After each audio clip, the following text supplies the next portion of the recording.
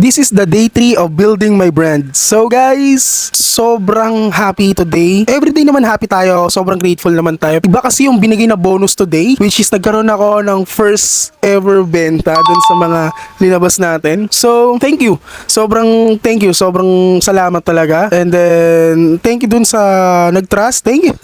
Wala akong masabi kundi thank you. So, sobra kasi ako na-shock na pagka-check ko ng mismong account, ng mismong system, meron akong order na isa. Talagang sobrang ha? Totoo ba to?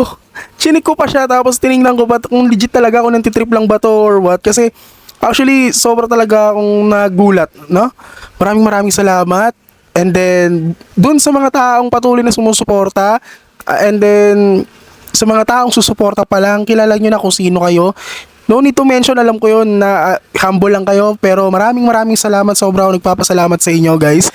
So bali ganito, open na tayo sa TikTok shop, but hindi pa siya talaga totally naka-sale. So abangan nyo po yung live kasi doon tayo maglalagay ng flash sale. Tapos kung makikita nyo, nandito po yung mga stock natin sa likod, and then ongoing tayo gumagawa ng shirt. And then anyway, maraming salamat.